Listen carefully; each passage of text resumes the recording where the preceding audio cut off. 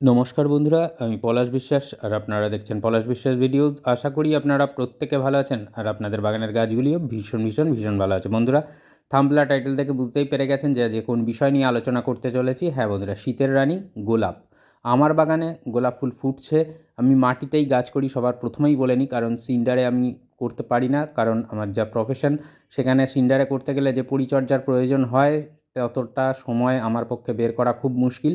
তো আজকে আমি মাটিতেই করি এবং দেখাবো যে মাটির গোলাপেও কত, মানে মাটিতে যে গোলাপ গাছ হয় তাতেও কীভাবে প্রচুর পরিমাণে শাখা প্রশাখা এবং কুঁড়ি আনতে পারবেন, এবং কোন খাবারটি, ম্যাজিক্যাল খাবারটি দিলে আপনার গোলাপ গাছ ফুলে ফুলে ভরে যাবে, সেই খাবারটি আপনাদেরকে দেখাবো। আর দেখতেই পাচ্ছেন যে আমার গাছগুলো নতুন নতুন ব্রাঞ্চেস আসছে এবং কতটা করে প্রত্যেকটা গাছের ডালে ডালে কুঁড়ি কিন্তু রয়েছে। আর অবশ্যই আমার ছোট্ট বাগান, তার মধ্যেই আমি গাছ করি, আর তার মধ্যে দেখুন কীভাবে গোলাপের কুঁড়ি আসছে। আর গোলাপ যদি বাগানে ফুটে থাকে তাহলে তো আর কোনো কিছুর প্রয়োজনই হয় না বন্ধুরা। তো সেই জন্য বলবো যে বিষয়টি দেখাবো, খুব মনোযোগ সহকারে দেখার অনুরোধ রইল। আর কি কি পরিচর্যার বিষয় বলবো স্টেপ বাই স্টেপ সমস্তটা আজকের আলোচনা করব, সেটাও মনোযোগ সহকারে দেখার জন্য অনুরোধ রইল। আমি যে খাবারটি দেখাবো, যেটা আমি গোলাপ গাছে দেবো, সেটা এই গাছটায় দেবো। তো দেখতে পাচ্ছেন গাছটা কিন্তু যথেষ্ট ঝোপালো এবং প্রচুর সংখ্যক কুঁড়ি কিন্তু আসছে এবং নতুন ব্রাঞ্চেও কিন্তু বের হচ্ছে। তো আজকে চলুন বিষয়টি শুরু করি। তার আগে একটা কথা বলে দিই বন্ধুরা, যারা আমার চ্যানেলে একেবারে নতুন ভিজিট করছেন তাদের কাছে অনুরোধ করব যেন তারা চ্যানেলটি সাবস্ক্রাইব করে নেন, কারণ রবিবার ছাড়া প্রতিদিন সন্ধ্যা 6টায় আমার চ্যানেলে কিন্তু গার্ডেনিং রিলেটেড ভিডিও আসে। সহজভাবে, সহজ উপায়ে আপনারা বাগান করতে অবশ্যই আপনাদেরকে দেখতে হবে পলাশ বিশ্বাস ভিডিওস। আর চ্যানেলটিকে সকলের মাঝে ছড়িয়ে দিন যাতে সবাই মিলে সুন্দরভাবে বাগান করতে পারি এবং পৃথিবীটাকে সবুজায়নে ভরিয়ে তুলতে পারি। তো বন্ধুরা দেখুন, এই যে গোলাপ গাছটি, এই গোলাপ গাছে কম করে 9 থেকে 10টা কুঁড়ি আছে। আর প্রত্যেকটা গাছেই কিন্তু কুঁড়ি আসতে শুরু করে দিয়েছে এবং ফুলও ফুটছে প্রচুর পরিমাণে।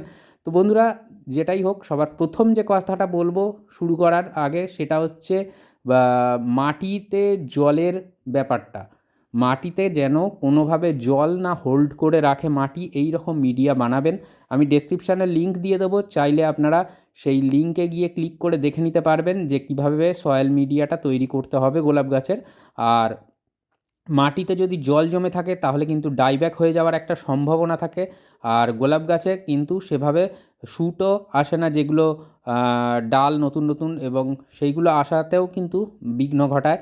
আপনার বাগানে যেখানে সর্বোচ্চ সূর্যালোক পড়ে সেই স্থানে, সূর্যকিরণ যেখানে বেশি আসে সেই স্থানে আপনাদের গাছটিকে রাখার জন্য জায়গাটা নির্বাচন করতে হবে।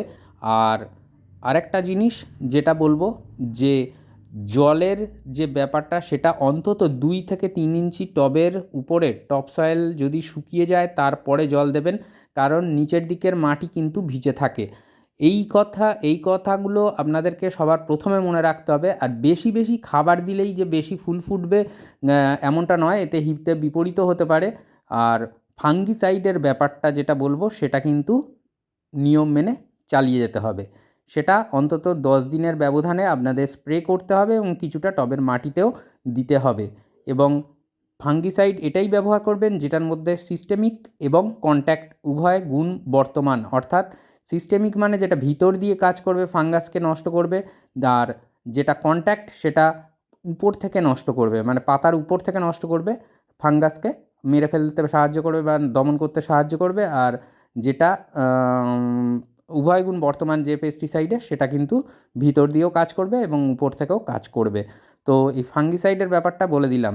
এরপরে যে জিনিসটায় আসতে চলেছি সেটা হচ্ছে খাবার দাবার। খাবার দাবারের বিষয়টা কিন্তু আপনাদেরকে খুব ভালো করে মাথায় রাখতে হবে। আর একটা জিনিস মনে করে রাখবেন বা মাথায় রাখবেন, সেটা হচ্ছে টবের মাটিতে যখন খাবার দেবেন তার আগে পুরো কিনারা ধরে মাটিটিকে কিন্তু খুঁচিয়ে নেবেন। মানে খুঁচিয়ে নেবেন বলতে টবের কিনারা বরাবর কিন্তু একটা হোল বা ড্রেন মতন, একটা নালার মতন সৃষ্টি করবেন, সেইখানে কিন্তু খাবার দেবেন। দেওয়ার পরে মাটি চাপা দিতে হবে এবং মাটি চাপা দিয়ে দেওয়ার পরে সেই স্থানে কিন্তু জল দিয়ে দিতে হবে। আর জল দেওয়ার পরে মাটিতে খাবার দিলেন, তারপরে 3 থেকে 4 দিন কিন্তু জল দেবেন না। তার কারণটাও বলে দিচ্ছি, যে তার কারণটা এটা দেখুন, পুরোপুরি কিন্তু খুঁড়ে নিয়েছি মাটিটা, কীরকমভাবে দেখতেই পাচ্ছেন যে এইভাবে কিন্তু খুঁড়ে নিতে হবে, খাবার দিতে হবে, মাটি চাপা দিয়ে জল দিতে হবে। আর জল কেন দেবেন না সেটা বলে দিচ্ছি। যে খাবারটা মাটিতে দিলেন তার মধ্যে রাসায়নিক এবং জৈব উভয় গুণই বর্তমান থাকবে, মানে দুটো মিক্সড খাবার আমি দেবো। তো এই খাবারটা যখন দেওয়ার পরে জল দেওয়া হবে, মাটি থেকে কিন্তু এই খাবারটাই গাছ গ্রহণ করবে 3 দিন 4 দিন অবধি।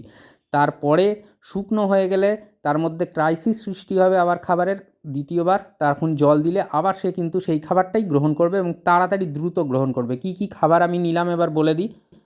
এর মধ্যে রয়েছে ম্যাগনেসিয়াম সালফেট আছে, হাড় গুঁড়ো আছে, শিংকুচি আছে, পটাশিয়াম আছে বা পটাশ আছে এবং তার সাথে রয়েছে ডিএপি দানা 10 ইঞ্চি টব, 10 থেকে 14টা দানা ডিএপির নেবেন। হাফ চামচ পরিমাণে নেবেন ম্যাগনেসিয়াম সালফেট, 1 চামচ করে নেবেন হাড় গুঁড়ো, 1 চামচ শিংকুচি আর 1 চামচ পরিমাণে লাল পটাশ। এর কারণটা আমি বলে দিচ্ছি, পাতা হলুদ হয়ে যায় অনেক সময় আমরা দেখি গোলাপ গাছের, তো সেইটা কিন্তু ম্যাগনেসিয়ামের ঘাটতির জন্য হয় এবং ম্যাগনেসিয়াম সালফেট থাকার ফলে সেটা আর হবে না। পটাশিয়াম কী কাজ করে সেটা সকলেই জানি আমরা, ফুল আনতে সাহায্য করে, কাণ্ডগুলোকে বলিষ্ঠ হতে সাহায্য করে, আর হাড় গুঁড়ো শিংকুচি যেটা দেখালাম এবং এইগুলো কিন্তু ভীষণ ভালোভাবে গাছের মাটিতে ফসফরাসের যোগানটা দেয়। আর অবশ্যই একটা জিনিস বলবো বন্ধুরা, এই যে দেখলেন যেটা হচ্ছে জৈব পদ্ধতিতে এই কিন্তু খাবারটা ধীরে ধীরে সরবরাহ করবে গাছকে এবং দ্রুত খাবার দেবে রাসায়নিক সারগুলো। আপনারা যারা ভাবছেন যে মাটি হয়তো নষ্ট হয়ে যাবে, আমি বলবো বন্ধুরা কিছুই হবে না। আপনারা যখন মাটি চেঞ্জ করবেন টবের বা সেই চেঞ্জের ব্যাপারটা সেটাও আমি দেখিয়ে দেবো, বলে দেবো পরবর্তীকালের ভিডিওতে। আর আমার আছে হচ্ছে নতুন মাটি মানে পুরানো মাটিকে কীভাবে নতুনভাবে রিচার্জ করবেন সেটাও আমার ভিডিও মানে চ্যানেলেতে ভিডিও করা আছে, যারা চাইলে দেখে নিতে পারেন।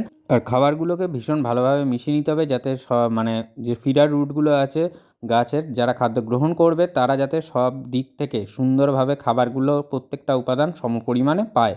এই যে দেখুন এইভাবে কিনারা ধরে কিন্তু আপনারা খাবারগুলো দিয়ে দেবেন এবং খাবার দিয়ে দেওয়ার পরে সুন্দরভাবে আপনারা কিন্তু মাটি চাপা দিয়ে জল দেবেন। আপনাদের কাজ কিন্তু কমপ্লিট হলো না এখনও।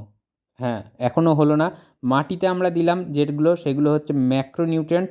এই ম্যাক্রোনিউট্রিয়েন্ট যেটা সেটা কিন্তু এনপিকে, নাইট্রোজেন, ফসফেট এবং পটাশিয়াম। এছাড়াও গাছেদের কিন্তু আরও কিছু অনুখাদ্য বা মাইক্রোনিউট্রিয়েন্টের প্রয়োজন পড়ে, তার মধ্যে বোরন, জিঙ্ক, ম্যাগনেসিয়াম ইত্যাদি ইত্যাদি আরও আছে। তো সেইগুলোর জন্য আমাদের কিন্তু ব্যবস্থা করতে হবে। তো সেইগুলোও আমরা দেবো। কতদিন বাদে দেবো সেটাও বলে দিচ্ছি। তার আগে বলে দিই, এই যে খাবারটা দেখালাম এই খাবারটা আপনারা এই সময়ে দাঁড়িয়ে 10 দিনের ব্যবধানে দিতে থাকবেন। হ্যাঁ বন্ধুরা, মাটিতে 10 দিনের ব্যবধানে দিতে থাকবেন।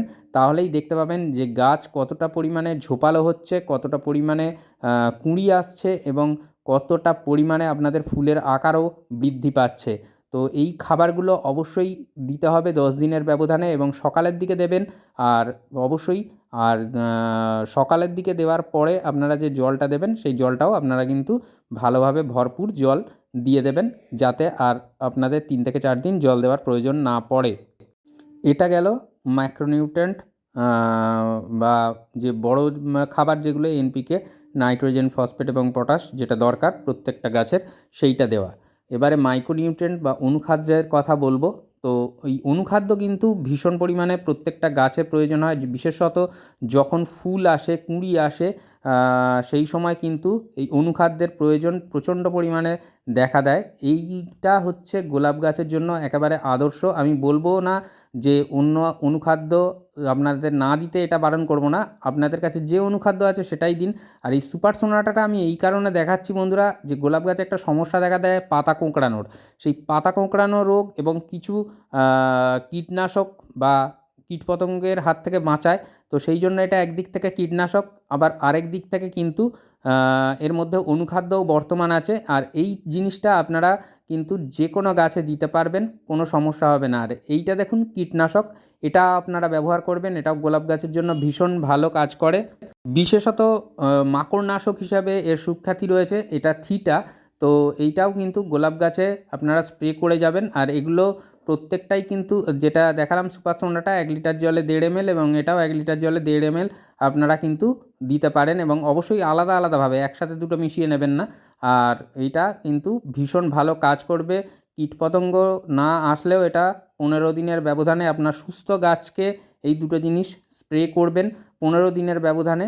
এটা বলে দিলাম, দেখবেন যে ভীষণ ভালো কাজ দেবে। আর সুপার সোনাটাটা মাটিতে খাবার দেওয়ার 3 দিন পরে আপনারা দিতে পারেন। আর যাদের গাছের বৃদ্ধি হচ্ছে না সেভাবে, তাদেরকে আমি বলবো এই মাটিতে খাবার দেওয়ার পর 3 দিন বাদে যে পাতায় মাইক্রোনিউট্রিয়েন্ট স্প্রে করলেন, ঠিক তার 2 দিন বাদে যে কোনো প্ল্যান্ট গ্রোথ রেগুলেটর একটা স্প্রে করে দেবেন। দেখবেন আপনাদের যে গাছে ফুল আসছে না, যে গাছে শাখা প্রশাখা আসছে না, সেই গাছও কিন্তু শাখায় শাখায় ফুলে ফুলে ভরে উঠবে। তো এই ছিল মোটামুটি আজকের আলোচনা, আজকের বিষয়বস্তু গোলাপ গাছ নিয়ে। এরপরে যদি কোনো ধরনের প্রশ্ন থাকে তাহলে অবশ্যই কমেন্ট বক্সে প্রশ্ন করবেন। আমি সবার সকলের প্রশ্নের উত্তর দিয়ে থাকি। সহজে বাগান করুন, সুন্দরভাবে বাগান করুন, আর দেখতে থাকুন অবশ্যই পলাশ বিশ্বাস ভিডিও। প্রতিদিন সন্ধ্যে 6টায়, রবিবার ছাড়া। মন থাক চিরসবুজ, পৃথিবী হোক সবুজময়। চলুন সকলে মিলে সুন্দরভাবে আবারও বাগান করতে থাকি। নমস্কার বন্ধুরা, আজকে এ পর্যন্তই।